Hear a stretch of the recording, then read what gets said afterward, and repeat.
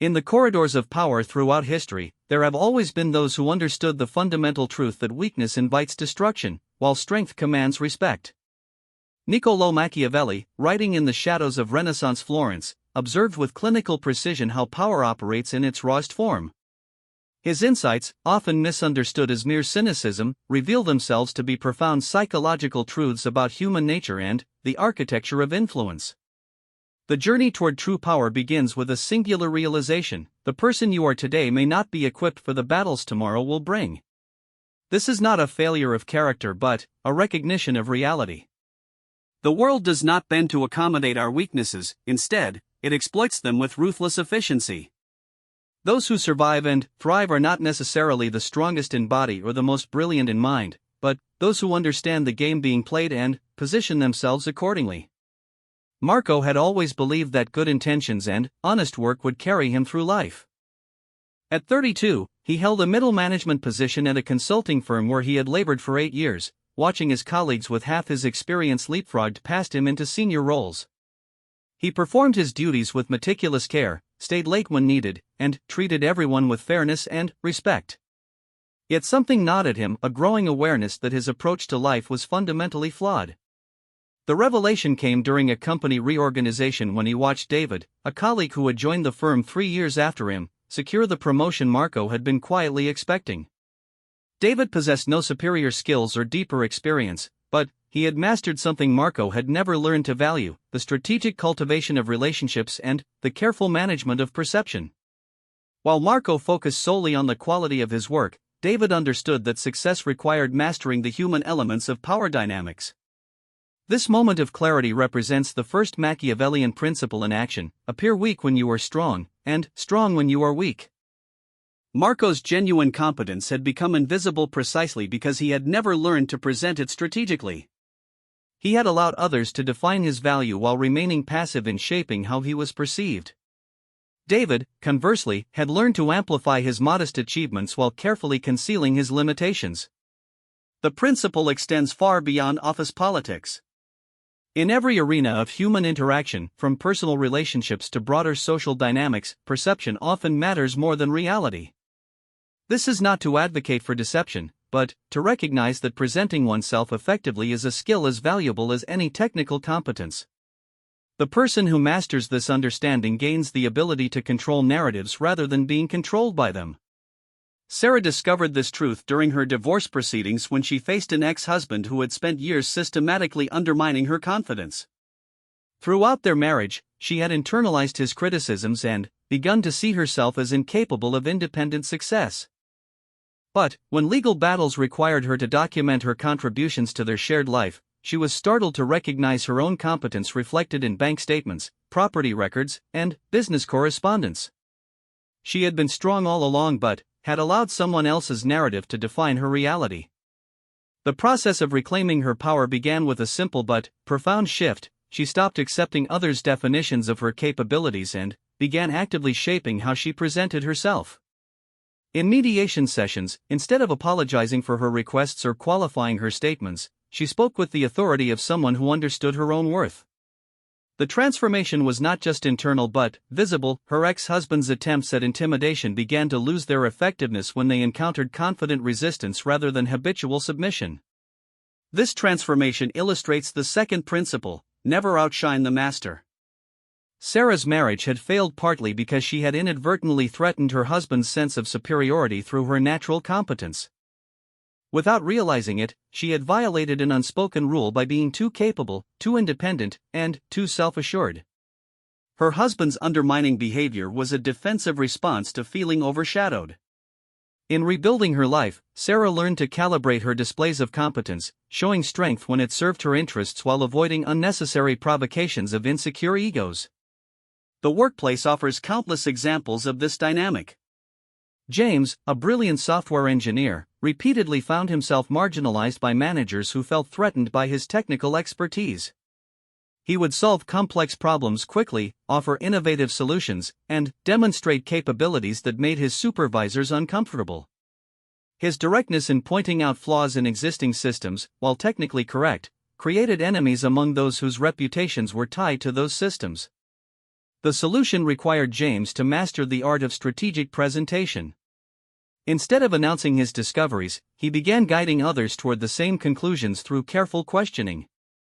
Rather than presenting complete solutions, he offered partial insights that allowed his managers to feel like collaborators in the discovery process. His technical skills remained unchanged, but his political intelligence transformed his career trajectory. This approach demands a sophisticated understanding of human psychology. People need to feel valuable and competent, and those who threaten this self-image even inadvertently often face retaliation. The strategic mind learns to enhance others' sense of importance while quietly advancing its own interests. This is not manipulation but emotional intelligence applied to professional advancement. The third principle emerges naturally from this understanding: conceal your intentions. In a world where everyone is competing for limited resources and opportunities, revealing your strategies invites countermeasures. The person who announces their ambitions creates a target on their back, while the one who moves quietly toward their goals encounters less resistance. Elena learned this lesson while navigating corporate restructuring at her technology company. When rumors circulated about potential layoffs, most employees responded with visible anxiety, openly networking, and transparently positioning themselves for survival.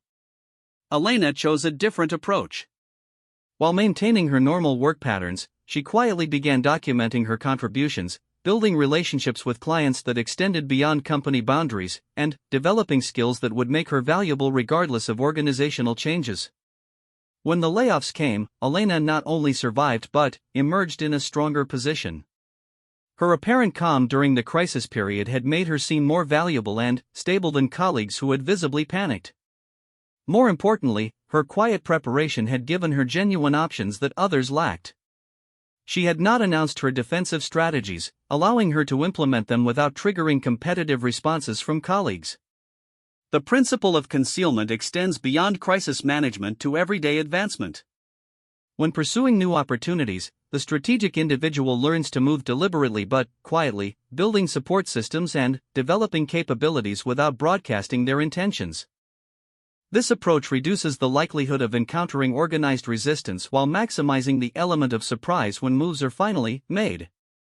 Consider the entrepreneur who spends months quietly researching market opportunities, building relationships with potential partners, and developing prototype solutions before announcing their venture. This individual enters the market with established advantages that would be impossible to develop under the scrutiny that comes with public announcements of intention. Their competitors remain unaware of the threat until it is too late to effectively respond. The fourth principle follows logically: always say less than necessary. In an age of constant communication, the person who masters strategic silence gains enormous advantages. Every word spoken is information that others can use, potentially against you. The disciplined communicator learns to convey necessary information while revealing as little as possible about their thoughts, plans, and vulnerabilities. Robert built his consulting practice around this principle after years of watching colleagues damage their credibility through excessive sharing. In client meetings, while others filled silences with unnecessary commentary or revealed their uncertainties through verbose explanations, Robert spoke only when he had something valuable to contribute. His words carried weight precisely because he used them sparingly. This restraint extended to his business development activities. When potential clients asked about his methodologies, he provided enough information to demonstrate competence without revealing the specific frameworks that gave him competitive advantages. When competitors attempted to gather intelligence through casual conversations, they encountered polite but uninformative responses that frustrated their efforts while maintaining professional relationships. The power of strategic silence becomes particularly apparent in negotiation contexts. The person who feels compelled to fill every pause, explain every position, and address every concern often reveals weaknesses that skilled negotiators exploit. The individual who can sit comfortably with silence forces others to reveal their positions first, gaining valuable information advantages. Maria discovered this during salary negotiations when her natural tendency toward detailed explanation nearly cost her leverage. In previous discussions with managers, she had always felt obligated to justify her requests with extensive explanations of her contributions and market research. These explanations, while well-intentioned, had actually weakened her position by suggesting uncertainty and providing her managers with specific points to debate. Learning to make her case concisely and, then, wait for responses transformed her negotiating effectiveness. When she stated her desired salary figure and stopped talking, the resulting silence compelled her manager to respond first, revealing the company's actual constraints and willingness to accommodate her request. Her restraint converted what had historically been pleading sessions into genuine negotiations between equals. These first four principles: strategic perception management, tactical subordination, concealment of intentions, and disciplined communication, form the foundation of Machiavellian self-reconstruction. They require abandoning the comfortable assumption that competence and good intentions are sufficient for success.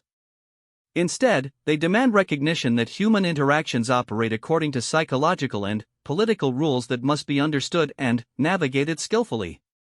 The individual beginning this transformation often experiences discomfort with approaches that seem to contradict values of transparency and straightforwardness.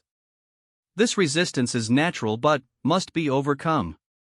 The choice is not between ethical and unethical behavior, but between naive and sophisticated approaches to achieving legitimate goals. The strategic individual learns to advance their interests while maintaining their integrity, understanding that effectiveness and ethics can coexist when properly balanced. This foundation prepares the practitioner for more advanced principles that require greater sophistication and carry higher stakes. The journey toward true power demands not just tactical skills but a fundamental reconstruction of how one views and interacts with the world. Part 2, The Architecture of Influence. The second phase of Machiavellian self-transformation moves beyond defensive positioning to active influence creation. Having learned to control perceptions and protect vulnerabilities, the developing strategist must now master the art of shaping outcomes through calculated relationship management and strategic positioning.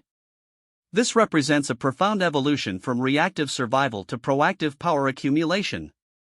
The fifth principle reveals itself through understanding human psychology. So much depends on reputation. Guard it with your life. Reputation functions as a form of social currency, determining not just how others perceive you, but what opportunities become available and what level of resistance you encounter when pursuing your goals. Unlike financial assets, reputation cannot be quickly rebuilt once damaged, making its protection a paramount concern for the strategic individual. Thomas learned this lesson the hard way during his early career as an investment advisor. Eager to build his client base quickly, he occasionally overstated his track record and made promises he couldn't keep. These small exaggerations seemed harmless at the time, minor embellishments that helped him compete with more established advisors. But, in the interconnected world of financial services, reputation travels faster than results. When market downturns made it impossible to deliver the returns he had promised, Thomas faced not just disappointed clients but a damaged reputation that preceded him throughout the industry. Potential clients had heard whispers of his unreliability before they ever met him. Professional contacts became wary of making referrals. His career stagnated not because of his investment skills, which were solid, but because his early shortcuts had created a credibility deficit that proved nearly impossible to overcome. The reconstruction of his career required years of meticulously honest dealing, consistently delivered results, and strategic positioning around his genuine strengths.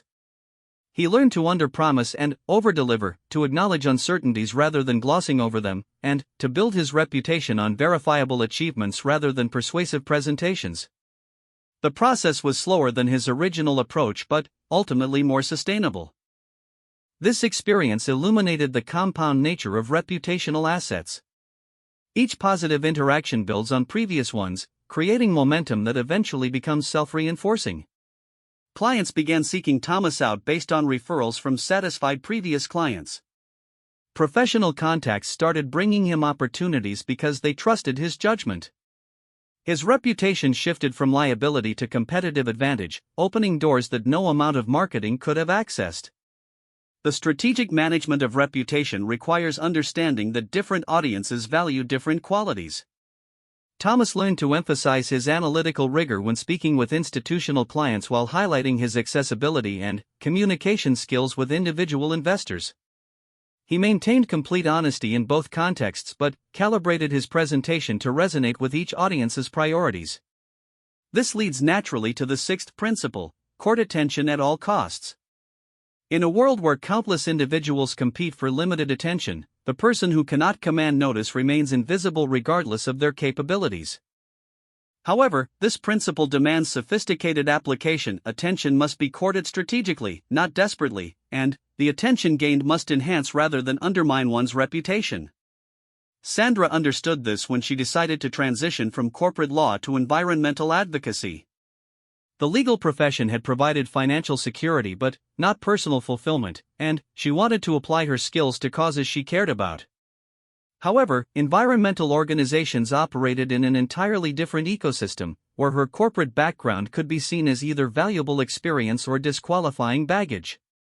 Rather than quietly submitting applications and hoping for the best, Sandra decided to create her own platform for visibility. She began writing detailed legal analyses of environmental policy proposals, breaking down complex regulatory language into accessible explanations for general audiences. These articles, published on professional platforms and shared through social media, demonstrated both her legal expertise and her environmental commitment. The strategy worked because it created value for others while showcasing her capabilities. Environmental organizations noticed her work and began reaching out for consultation. Policymakers started referencing her analyses in their communications. Journalists began consulting her for expert commentary on environmental legal issues. Within 2 years, she had established herself as a recognized voice in the field and received multiple job offers from organizations she had initially struggled to get meetings with. The attention Sandra courted was meaningful and sustainable because it was built on genuine expertise and authentic passion. She had not simply made noise to gain notice but had created substantive content that others found valuable. This approach attracted the right kind of attention from the right audiences while building credibility that would serve her throughout her career transition. The principle requires understanding that attention without substance is ultimately self-defeating. The person who gains notice through controversy or gimmickry may achieve temporary visibility but often damages their long-term credibility. Sustainable attention comes from consistently providing value that others cannot easily replicate. Michael discovered this when his attempts to build his consulting practice through provocative social media posts backfired spectacularly.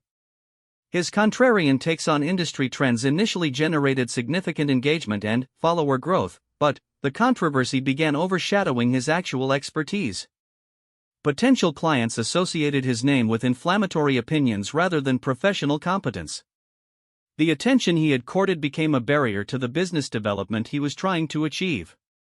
The correction required Michael to shift from controversy to insight. Instead of attacking conventional wisdom, he began providing detailed case studies of successful strategies he had implemented. Rather than making broad provocative statements, he started sharing specific frameworks that others could apply. His social media presence became a showcase for his analytical capabilities rather than his willingness to provoke debate. This transformation illustrates the seventh principle: get others to do the work for you, but always take the credit. This principle, perhaps more than any other, requires careful calibration to avoid crossing ethical lines. The strategic individual learns to position themselves as the natural leader and face of collaborative efforts while ensuring that contributors are appropriately recognized and motivated to continue their participation. Rachel mastered this approach while leading cross-functional projects at her software company. Recognizing that her technical background was insufficient for the complex initiatives she was asked to manage, she became expert at identifying and mobilizing the right expertise for each challenge. Instead of pretending to have knowledge she lacked, she positioned herself as the strategic coordinator who could synthesize diverse inputs into coherent solutions. Her project meetings became forums where technical experts could showcase their knowledge while working toward unified objectives. Rachel facilitated these discussions, asked clarifying questions that helped participants refine their thinking, and synthesized the collective input into actionable plans. When presenting results to senior management, she clearly credited team members' contributions while positioning herself as the architect of the overall approach. This strategy worked because it created genuine value for all participants. Technical experts appreciated having their knowledge recognized and utilized effectively. Senior management valued having complex projects distilled into clear strategic narratives. Rachel gained recognition as someone who could deliver results through effective leadership rather than individual expertise. Her career advanced because she had learned to multiply her impact through strategic coordination rather than attempting to do everything herself. The principle extends beyond formal leadership roles to everyday professional interactions. The strategic individual learns to become indispensable by being the person others turn to for coordination, synthesis, and strategic thinking. This position naturally leads to recognition and advancement opportunities while building valuable relationships with diverse stakeholders. However, the principle requires careful attention to maintaining team motivation and avoiding exploitation. The person who takes credit while failing to acknowledge contributors eventually finds themselves unable to attract quality collaborators. Sustainable application requires creating win-win scenarios where everyone benefits from successful outcomes while the strategic individual positions themselves as the natural leader and primary beneficiary. The eighth principle emerges from understanding power dynamics: make other people come to you, use bait if necessary. The person who is constantly pursuing others, whether for business opportunities, professional relationships, or personal connections, operates from a position of weakness that undermines their negotiating power. The strategic individual learns to create value and positioning that draws others toward them. Kevin applied this principle during his job search after being laid off from a senior marketing role. Instead of frantically applying to posted positions and networking desperately at industry events, he launched a consulting practice focused on helping small businesses develop digital marketing strategies. This was not his ultimate goal but a strategic positioning move designed to demonstrate his capabilities while building valuable relationships. The consulting work allowed Kevin to showcase his expertise with tangible results while building relationships with business owners who valued his contributions. More importantly, it positioned him as someone with options rather than someone desperately seeking employment. When former colleagues and industry contacts heard about his consulting success, they began reaching out with full-time opportunities. This approach transformed Kevin's job search dynamic. Instead of being one of hundreds of applicants for posted positions, he became a known quantity with demonstrated recent success. Companies began competing for his attention rather than Kevin competing for their consideration. The eventual job offer he accepted came with significantly better terms than he could have negotiated from a position of unemployment desperation. The principle applies across many contexts beyond job searches. The entrepreneur who builds a valuable asset base before seeking investment partners attracts better terms than one who approaches investors with only ideas and enthusiasm. The professional who develops expertise that others need naturally draws opportunities rather than having to chase them constantly. Creating effective bait requires understanding what others value and positioning yourself as a source of those benefits. This is not manipulation but strategic positioning based on genuine value creation. The person who masters this approach finds that opportunities begin flowing toward them rather than requiring constant pursuit. Lisa implemented this strategy while building her interior design practice by creating showcase projects that demonstrated her capabilities while building relationships with key influencers in her market. Instead of cold calling potential clients, she partnered with a local furniture store to redesign their showroom space at cost. The project created a permanent advertisement for her work while building a referral relationship with the store's sales staff. The showroom redesign attracted attention from the store's customers, many of whom were exactly the demographic Lisa wanted to reach.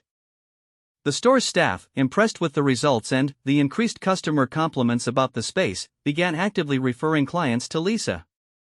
Within 6 months, she had more business than she could handle and was able to raise her rates significantly. This success came from understanding that creating one highly visible success story was more valuable than dozens of small, invisible projects. Lisa had invested time and resources upfront to create bait that would attract her ideal clients while building strategic partnerships that would provide ongoing referrals.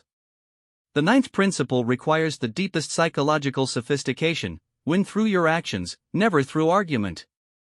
In a world where everyone has opinions and most people love to debate, the person who can demonstrate rather than explain gains enormous advantages. Arguments create resistance and defensiveness, while well-chosen actions speak directly to people's self-interest and practical concerns. David learned this while trying to convince his company to adopt more sustainable business practices. His initial approach involved detailed presentations about environmental responsibility, long-term risks of current practices, and moral imperatives for change.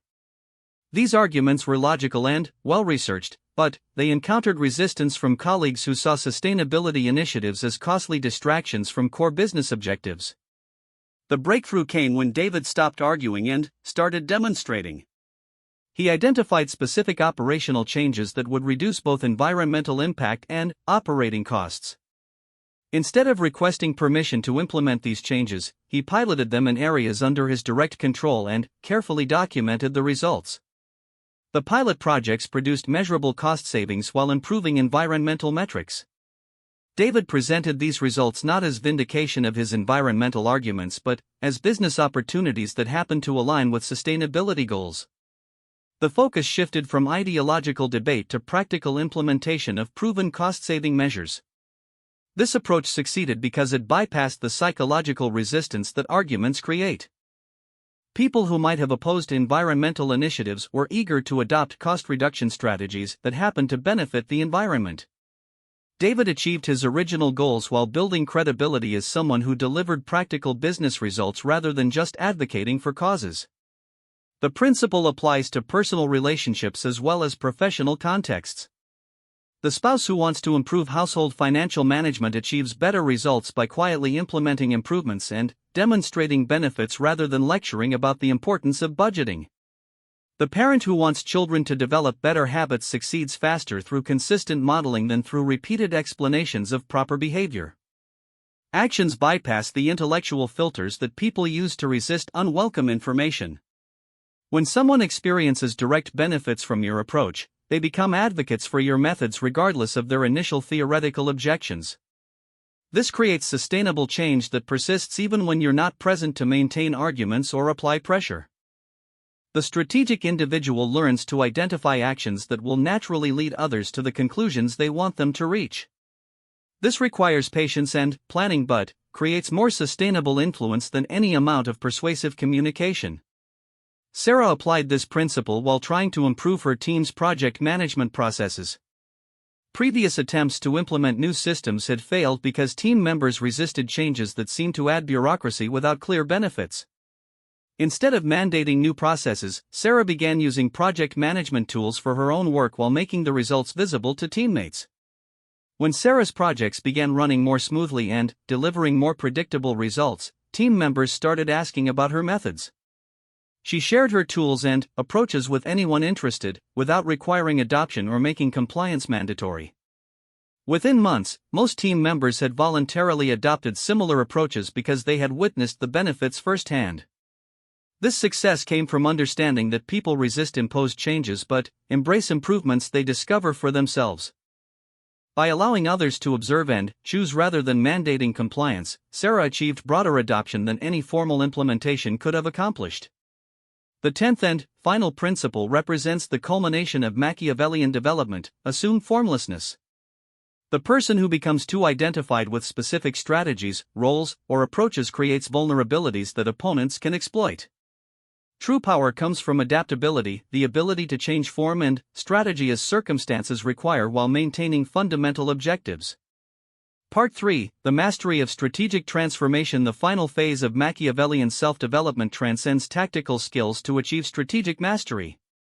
The individual who has successfully implemented the first 9 principles now faces their greatest challenge: maintaining power while continuing to grow and adapt. This stage requires the sophisticated balance of confidence and humility, the wisdom to know when to change approaches, and the psychological flexibility to reinvent oneself as circumstances demand. The principle of formlessness begins with a profound recognition: the strategies that brought you to your current position may not be the ones that will carry you to your next level of achievement. This creates a paradox that many successful individuals struggle to resolve: how to maintain confidence in proven approaches while remaining open to fundamental change. Jonathan encountered this challenge when his successful career as a traditional financial planner began facing disruption from automated investment platforms and changing client expectations. For 15 years, his relationship-based approach and conservative investment philosophy had built a thriving practice.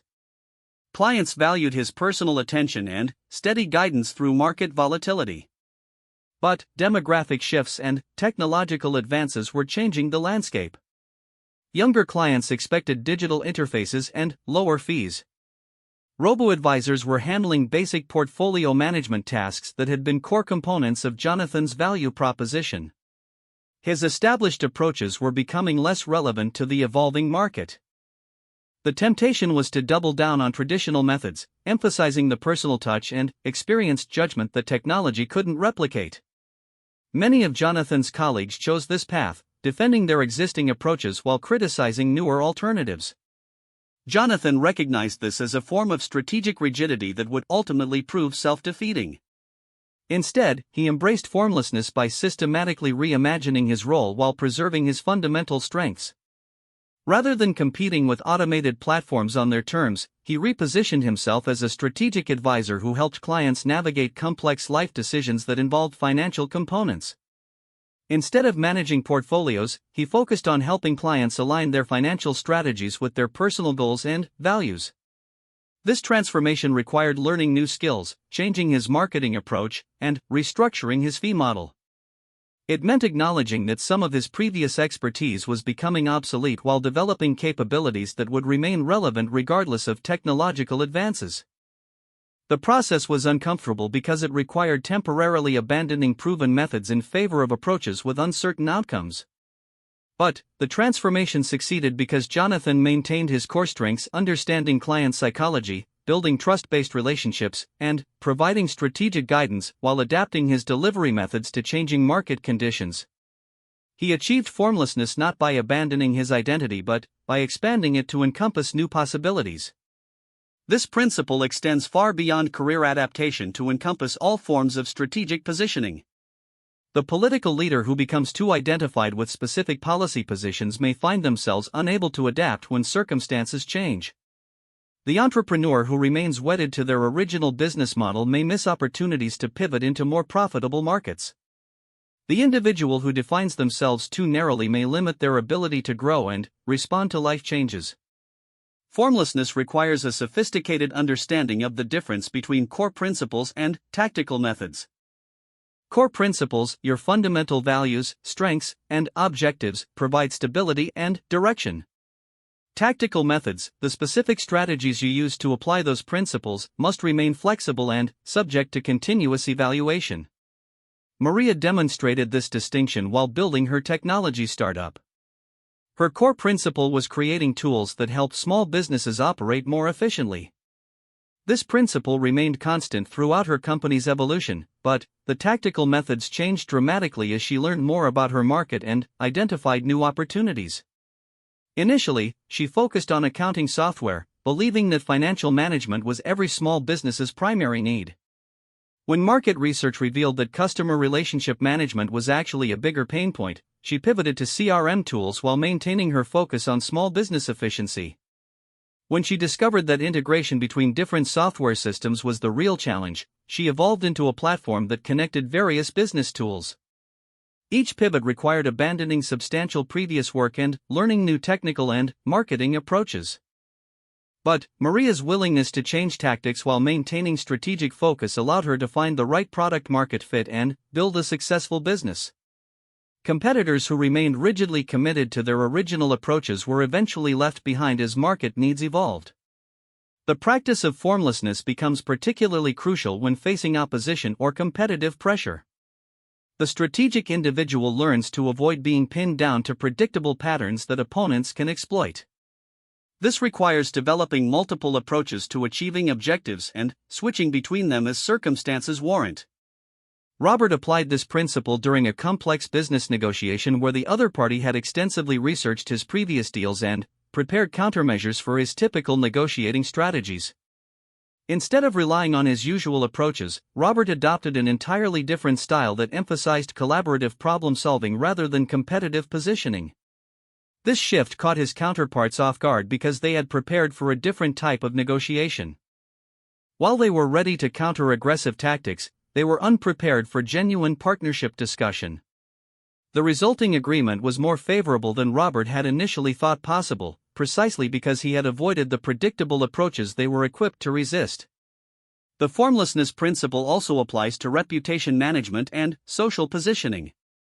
The individual who becomes too closely associated with specific viewpoints or approaches may find themselves trapped when those positions become liabilities. Strategic individuals learn to maintain authentic core values while remaining flexible about how those values are expressed and applied. This becomes particularly important in rapidly changing social and professional environments. The executive who built their reputation on authoritarian leadership styles may need to adapt to more collaborative approaches as organizational cultures evolve. The professional who gained recognition for expertise in specific technologies must evolve as those technologies become obsolete. The key to successful adaptation lies in understanding that change is not abandonment of self but evolution of self. The strategic individual does not become a different person but, rather, discovers and develops different aspects of their personality and capabilities as circumstances require. This requires self-awareness about one's own adaptability and the courage to experiment with new approaches. Linda exemplified this during her transition from corporate executive to nonprofit leader. Her corporate background had emphasized results-oriented leadership, competitive positioning, and clear hierarchical authority. These skills had made her successful in business but were less effective in the nonprofit environment, where mission alignment, collaborative decision-making, and stakeholder engagement were more important. Rather than trying to impose her corporate approach on the nonprofit environment, Linda spent her first months in the new role observing and learning how influence worked in this different context. She discovered that her analytical skills and strategic thinking were highly valued, but they needed to be applied through different methods than she had used previously. She learned to present strategic recommendations as questions that invited collaborative discussion rather than directives that expected compliance. She found ways to measure and communicate impact that resonated with mission-driven rather than profit-motivated stakeholders. She adapted her communication style to emphasize shared values and collective goals rather than competitive advantages and individual achievements. This adaptation allowed Linda to become highly effective in her new environment while maintaining her core strengths. She achieved formlessness by expanding her leadership repertoire rather than abandoning her proven capabilities. The result was a more complete and versatile leader who could operate effectively across different organizational contexts. The mastery of formlessness ultimately leads to the development of meta-strategic thinking, the ability to think strategically about strategy itself. The individual who achieves this level develops the capacity to analyze their own approaches objectively, recognize when change is needed, and implement transitions effectively. This meta-level awareness requires regular self-assessment and environmental scanning. The strategic individual develops practices for monitoring their own effectiveness, gathering feedback from diverse sources, and identifying emerging trends that might require adaptation. They become comfortable with controlled experimentation, testing new approaches on a small scale before committing fully to changes. The process also requires emotional intelligence about one's own psychology. Change is inherently uncomfortable, and the natural tendency is to resist modifications to proven approaches. The strategic individual learns to distinguish between productive discomfort that signals growth opportunities and counterproductive anxiety that should be managed rather than acted upon. This emotional sophistication becomes crucial when implementing the deeper aspects of Machiavellian principles. The strategic individual must balance confidence with humility, assertiveness with flexibility, and individual achievement with collaborative success. These balances cannot be achieved through rigid rules but require moment-by-moment calibration based on circumstances and objectives. The journey toward strategic mastery also involves developing what might be called strategic patience, the ability to think and plan across extended time horizons while remaining responsive to immediate opportunities and threats. This requires maintaining multiple planning levels simultaneously: short-term tactics, medium-term positioning, and long-term strategic development. Michael demonstrated this multi-level thinking while building his consulting practice. At the tactical level, he focused on delivering excellent work for current clients and maintaining high service quality. At the positioning level, he systematically built relationships with potential referral sources and established thought leadership in his niche. At the strategic level, he developed capabilities that would allow him to expand into adjacent markets as his core practice matured. This approach allowed Michael to achieve steady growth while building platform for accelerated expansion. His tactical focus ensured client satisfaction and referral generation. His positioning work created awareness and credibility that attracted new opportunities. His strategic development prepared him to capitalize on market changes and growth opportunities as they emerged. The integration of these levels requires sophisticated planning and execution capabilities. The strategic individual learns to allocate time and energy across different time horizons while maintaining focus on immediate priorities. This becomes particularly important when short-term pressures tempt abandonment of longer-term investments. The ultimate expression of Machiavellian mastery involves transcending the principles themselves to achieve intuitive strategic thinking. The individual who has thoroughly internalized these approaches eventually operates from strategic instinct rather than conscious application of specific techniques. Their responses to situations naturally incorporate strategic considerations without requiring deliberate analysis. This level of development allows for authentic strategic behavior rather than artificial manipulation. The master strategist does not need to consciously calculate optimal responses because their thinking has been shaped by strategic principles until those principles become second nature. They can be genuine and spontaneous while naturally making choices that serve their interests and objectives.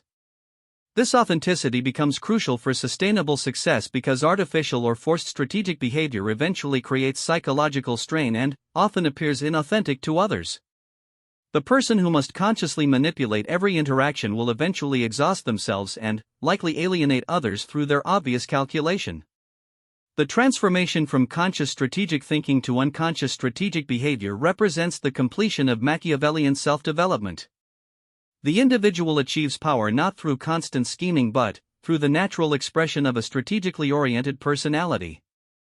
They become formless not through confusion about identity but through the confidence to express different aspects of themselves as circumstances warrant. This final stage represents true strategic mastery, the ability to achieve objectives through the natural expression of authentic strategic intelligence rather than through the artificial application of manipulative techniques. The individual who reaches this level has successfully destroyed their weak, naive, reactive self and created a powerful, sophisticated, proactive replacement. The man who destroys his weak self through this process cannot be destroyed by others because he has eliminated the vulnerabilities that enemies exploit while developing the capabilities that create sustainable advantage. He has learned to perceive accurately, position strategically, influence effectively, and adapt continuously. Most importantly, he has integrated these capabilities into an authentic strategic identity that serves his deepest values and highest aspirations. This represents the true promise of Machiavellian self-development, not the creation of a cynical manipulator, but the emergence of a sophisticated individual who understands power dynamics sufficiently to navigate them ethically and effectively. The journey transforms weakness into strength, naivety into wisdom, and reactivity into strategic intelligence. The path is demanding and requires continuous self-examination, learning, and adaptation. But, for those willing to undertake the journey, it offers the possibility of transcending the limitations that constrain most people's lives and achieving levels of influence and effectiveness that create genuine freedom and authentic power. In the end, the silent path to power leads not to domination over others but to mastery over oneself, the recognition that true strength comes from understanding and skillfully engaging with reality rather than hoping that good intentions alone will prove sufficient. The individual who completes this transformation has indeed become indestructible because they have eliminated the internal weaknesses that make destruction possible while developing the strategic intelligence that makes sustained success inevitable.